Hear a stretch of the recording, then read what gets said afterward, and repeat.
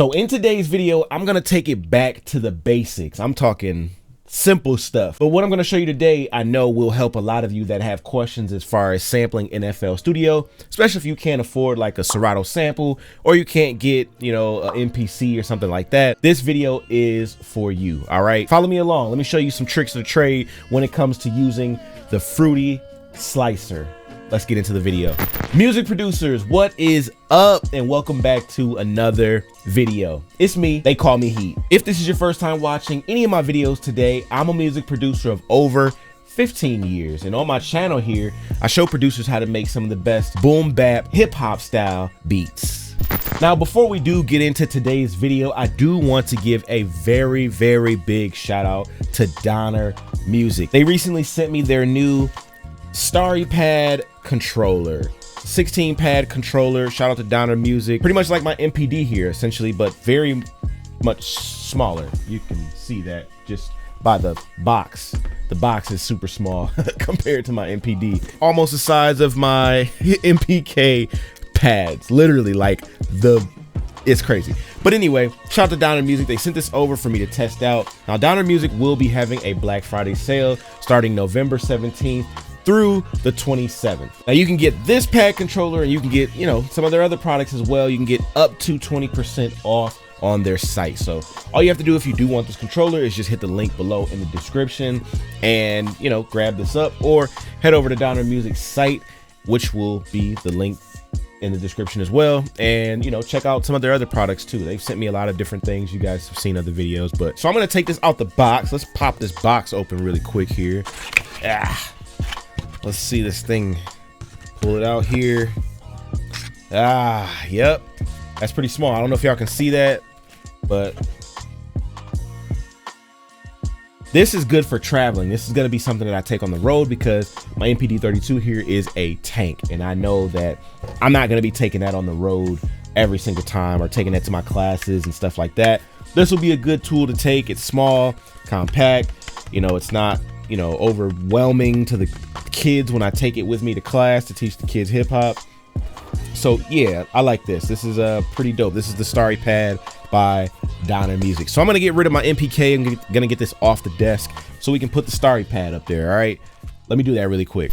Now there's so many ways for you to chop a sample, you know, so many different VSTs, so many different like just techniques that you can do inside of really any DAW. It doesn't matter what DAW you use. Sampling is pretty easy nowadays. But if you watch my videos, you see that I use the Fruity Slicer a lot. I'm a Serato sample fanboy for sure. I love Serato sample. But listen, I'm gonna be taking this back to the basics, and I wanna show you one of the golden nuggets of FL Studio. I think this is a plugin that a lot of people use, but it's still a plugin that I feel is slept on. A lot of producers don't even know some of the things that you can do inside of this plugin, which is the Fruity Slicer.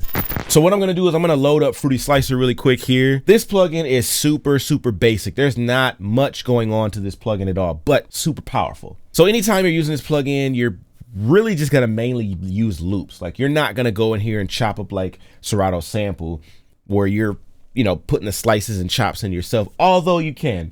I will show you that, but it's not as easy. It's not as fluent. I wish ImageLine would just do a big overhaul on the Fruity Slicer and the Slice X and just merge them together so that we can have the, you know, the perks of Serato sample as well as like the Fruity Slicer and just kind of the things that the Fruity Slicer can do, you know, and it'll be a native plugin as Fruity Slicer and Slice X are. So when you open the Fruity Slicer, it automatically will give you some options here, which is auto dump. It'll automatically dump the chops into the piano roll after you load the sample in, and it chops it.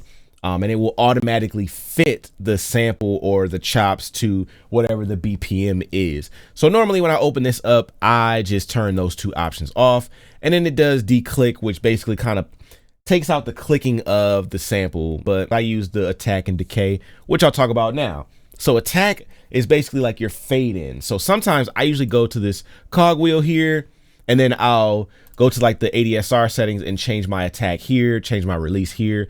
But you can also do the same thing here. When you do the attack, you're fading the sample in, so you can, you know, kind of cut off, maybe there's a click at the beginning, but you can use the attack knob here, turn it up, and take off some of the clicking from a sample.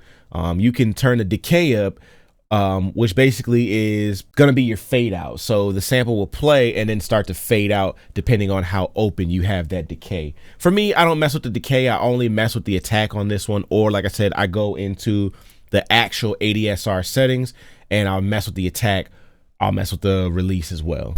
All right, so now that I have the STARRYPAD hooked up, connected and whatnot, I'm gonna go find a sample to throw into the Fruity Slicer and kind of show you how to use the slicer, you know, in FL Studio and just how to use it to your advantage. All right.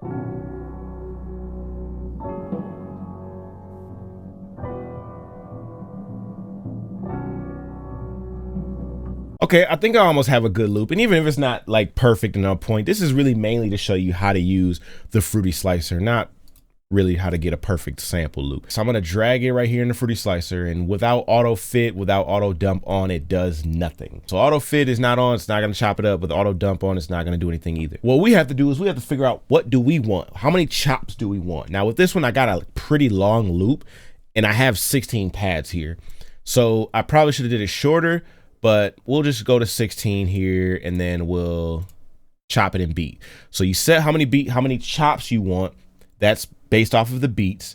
And then once you do that, you hit this chopping or slicing tool and then you chop it on beat, because you're basically wanting it to go off of the beat that you're chopping it from, not a half beat, not a third beat, quarter beat, none of that, not sharp auto slicing, none of that. We're only going off of what we want, which is beat. Now you have the attack and the decay knob on the front end. So attack,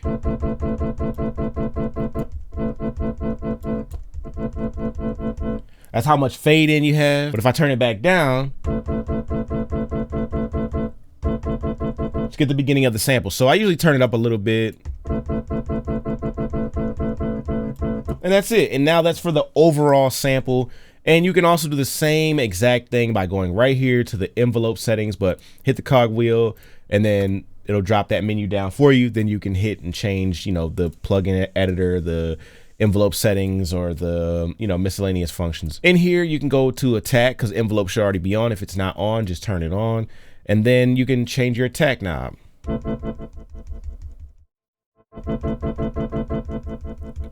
And then if you're wondering, well, why isn't it playing all the way through? I got you. So now after you've changed or adjusted your attack, now you go to your release here, which is only set to 10%.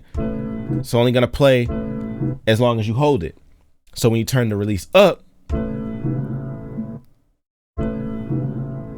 plays the whole chop now.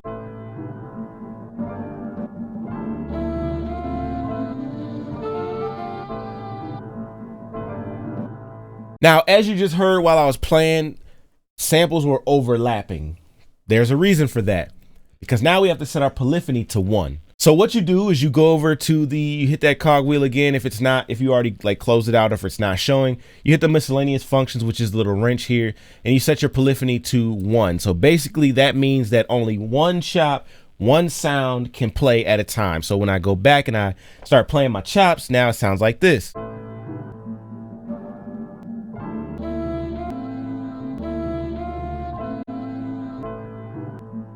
So now we've done some very basic chopping. We can do different chopping. I'm gonna add another slicer in to kind of show you what it would be like if you tried to, you know, chop the sample manually, right? So I'm gonna put another Fruity Slicer in there, and then I'm going to grab that same sample. Now you could go through and chop this sample up. One thing that I don't like about the Fruity Slicer and trying to chop the sample in the Fruity Slicer is you have to use this very small screen right here. You have this bigger screen here, but unfortunately there's no way for you to put any chops in there. So you have to use this. So you're really gonna have to know what is what, because there's no playhead that's here that plays like, so you don't necessarily know what you're chopping. So you would have to go in here, kind of think about it. Let's see, we'll right click, we'll split slice, go here. Now it's giving us the rest of it. So now we split the slice. So now the slice that it's choosing to show, everything that you see here is only what's in the red here. So if I put another chop here, now it's only gonna give us what's in red. It's shortened up now. And then I'll put maybe one here.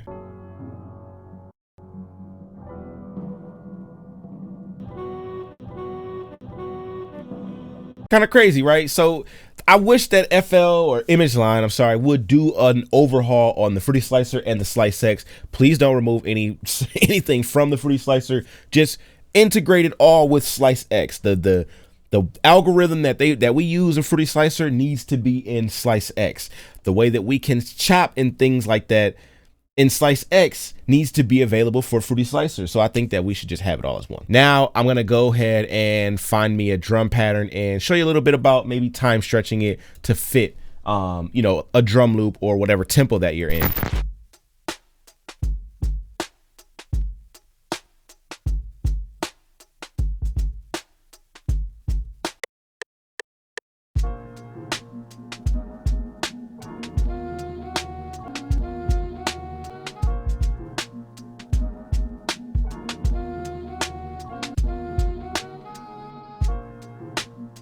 So that's essentially the Fruity Slicer. I mean, it's a very basic, you know, sampling tool. You know, sometimes things aren't going to be perfect, but this is one of the good tools here that I really like to use. You can get into time stretching the sample as well.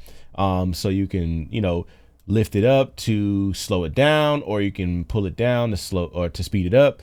So it's at 41. Let's see if we go to 61.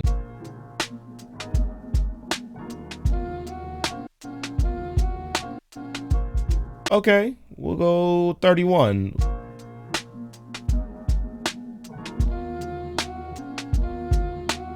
Shout out to Image Line for making the Fruity Slicer for real. Like, this has been a long time plugin that I've used for a lot, probably since version 5, maybe like version 5 or 6 is when I started getting into the Fruity Slicer and learning how to use it. So I've been using it for a long time. You can't record into it or anything like that. You just can only put loops in there, chop the loops, and, you know, get to cooking.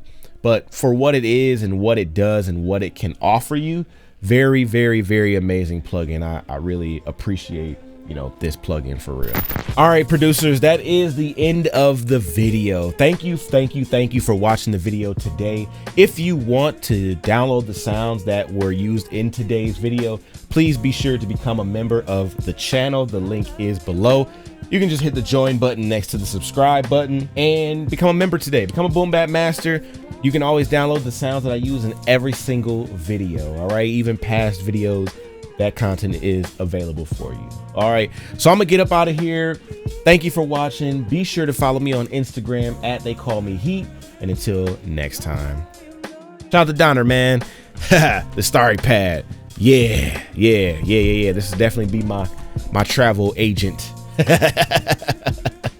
This is gonna be the tool that I use when I travel around or just go do stuff, you know, out and about. So yeah, check it out. Donner Music. Shout out to y'all. Thank you for watching. I'm gonna get up out of here. Until next time, peace. Love y'all. Thank you.